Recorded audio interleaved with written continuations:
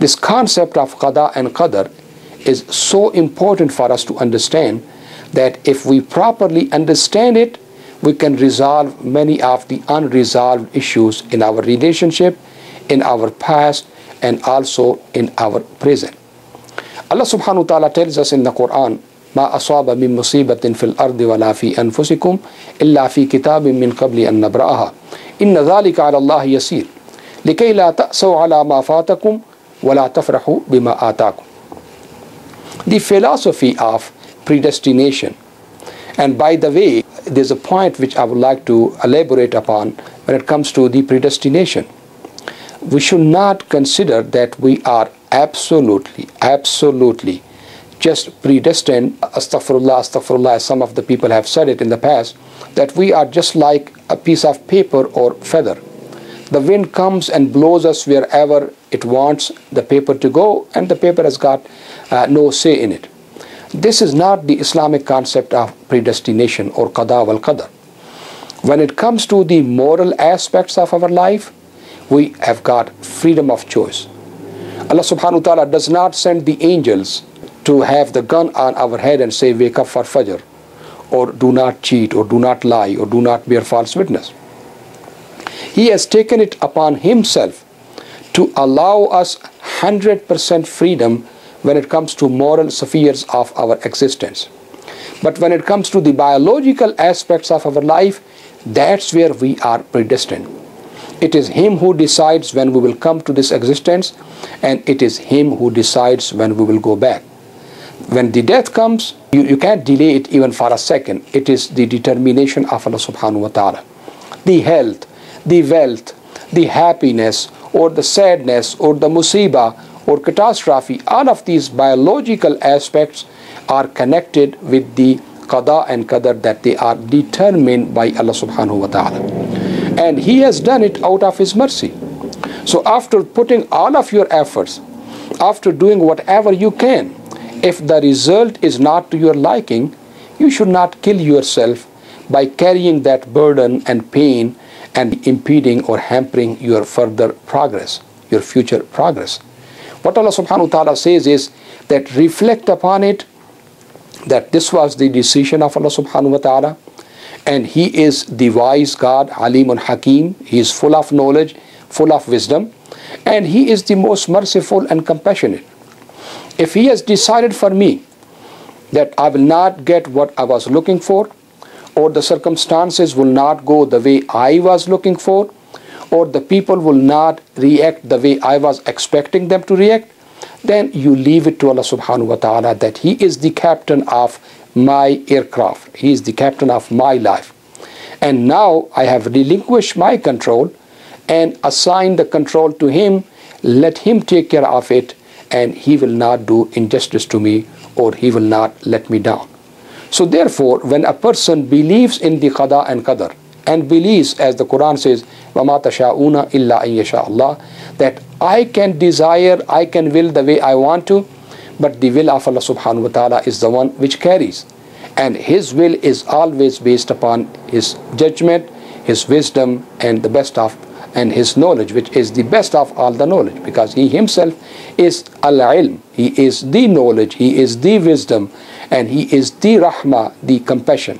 So therefore, by means of relinquishing our control and placing it in the hands of Allah subhanahu wa ta'ala, we instantaneously take off that pressure, put the burden down, feel rested and peace in our mind, and that makes our forward movement easy.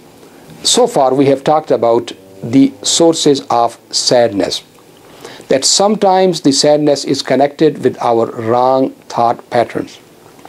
Sometimes the sorrowfulness or the sense of depression is connected with our unchecked desires and feelings.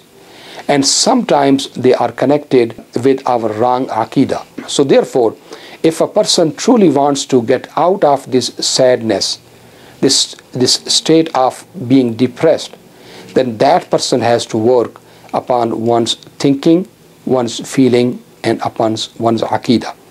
And purifying one's thought, and checking one's desires and feelings, and correcting one's aqidah a person can choose to react in a positive manner to the things which are happening outside and are beyond our control, and at least can feel happy about it, or at least not let the depression sink in or destroy him or herself from inside. Inna alladhina amanu wa amilu salihat, as the Quran says, those who certainly believe and do the good deeds, فَلَا خَوْفٌ عَلَيْهِمْ وَلَا هُمْ يَحْزَنُونَ, then these people should not have any fear and should not have any kind of panic or hazan or sadness. And that's what Allah subhanahu wa ta'ala also tells us, وَلَا تَهِنُوا وَلَا تَحْزَنُوا وَأَنْتُمُ الْأَعْلَوْنَ إِن كُنْتُم مُؤْمِنِينَ. Don't suffer from the low self-esteem, and do not be panicky, do not be sad also, because you will be the winner. وَأَنْتُمُ الْأَعْلَوْنَ إِن كُنْتُم مُؤْمِنِينَ. The condition is if you are truly a believer.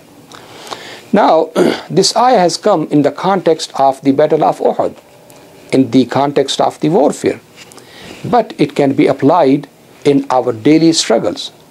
That if a person truly believes in Allah subhanahu wa ta'ala, His authority, His qudra, the Qadha and Qadr, and also believes in the teachings of Rasulullah sallam, which are talking about not to have jealousy, not to suffer from lack of self-esteem, and have confidence, and all of the other teachings of Islam, whether social, financial, political, or even familial. So by means of following the sunnah of Rasulullah sallam and the teachings of the Quran, a person can purify one's thoughts, one's feeling, and also purify one's superstitious attitude towards Aqidah, and have the safe and sound Aqidah that will truly make a person without fear and without sadness. Now, I would like to clarify one point. Sometimes, some of us, sometimes even very conservative, mashallah, good Muslim, they somehow feel that sadness is mandated by Allah subhanahu wa ta'ala. They think this is the condition for being a good Muslim, that you have to be sad and always reflective about Jahannam and worrying how to save yourself from the sins and from shaitan. And sometimes they will quote the ahadith or the reports, prophetic reports, that the Prophet ﷺ was mutawasirul ahzan, that he was always in a constant state of sadness, or maybe in a constant panic. But they forget that these kind of reports are absolutely inauthentic. Some of them are very weak and some of them are fabricated. Actually, we are told that the Prophet ﷺ taught us special kind of supplication to seek the protection of Allah subhanahu wa ta'ala from ham and hazan. Allahumma inni a'udhu bika min al-hammi wal-hazan wal-ajzi wal-kasr wal-jubni wal-bukhl wa ghalabati ad-dayn wa qahri rijal. The Prophet ﷺ himself used to seek the protection of Allah subhanahu wa ta'ala from being gloomy or from being sad. And also he taught us that as Muslims you should seek the forgiveness of Allah subhanahu wa ta'ala and His refuge, so that you do not suffer for the sadness. Especially al-hazan is something which is connected with the past, that whatever is past you are sad about it, this is hazan. And ham is the worries about the future.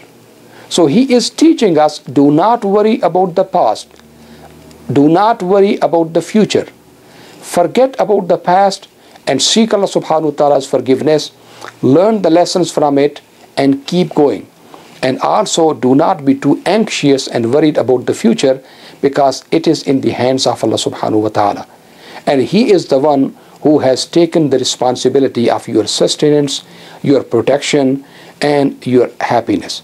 So as long as you trust Him, you have got the tawakkul upon Him, you depend upon Him, you should have the confidence that He is not going to let you down, as He has not let you down in the past.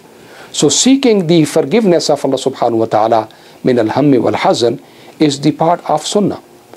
So therefore, people should not believe that Muslims should always be like abusan kamtarira, never laugh, do not smile, always be so serious, and astaghfirullah, don't engage in any kind of fun activity or even think of some comedies, and sometimes some of our brothers and sisters are fun busters.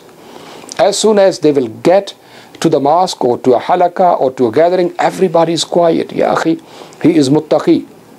He is really God-fearing, which means that in front of him, even making jokes or any kind of constructive, happy moments are not permitted.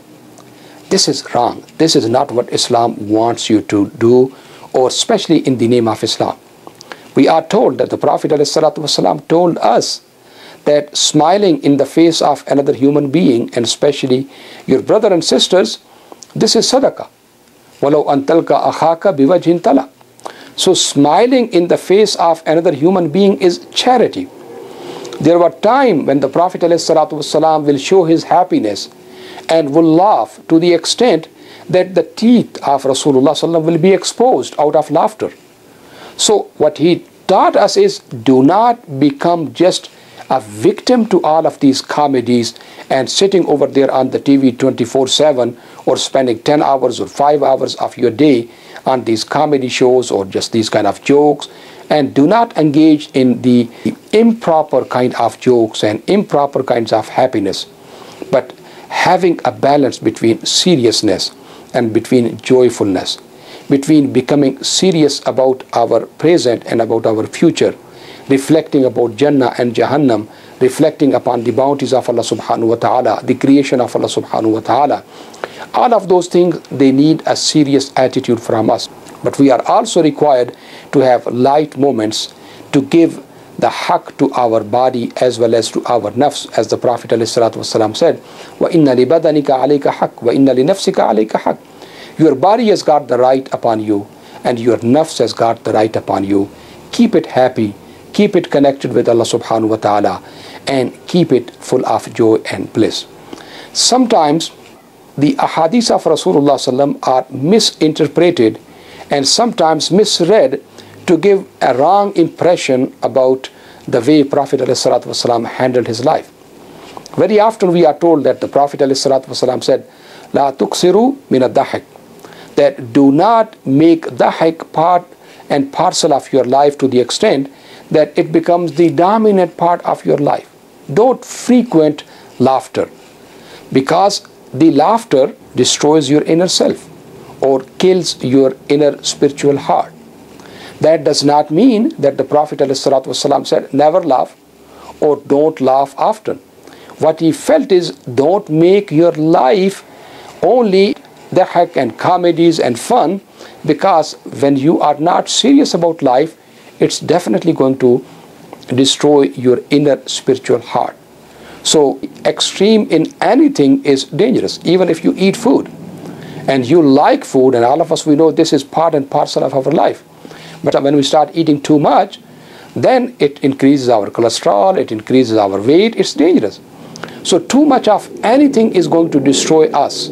So therefore, comedies and fun and laughters and all of those times, when they go to the extreme, that's where they are dangerous. But keeping them into a balanced fashion is part and parcel of a Muslim's life. Islam has come to make us happy, to make us sa'id, to make us having peace inside and to share peace outside. This is what is the meaning of the word Islam, peace. And even when the Prophet ﷺ said, "Afshu salam," spread the peace. Say assalamu alaikum, peace be unto you. So we Muslims are supposed to have the inner peace for ourselves, peace within our society, and we should be the heralders or the fountain of joy and bliss for the others.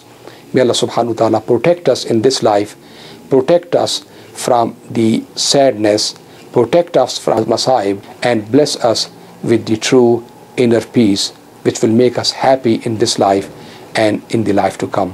أقول قولي هذا وأستغفر الله لي ولكم ولسائر المسلمين فاستغفروه إنه هو الغفور الرحيم.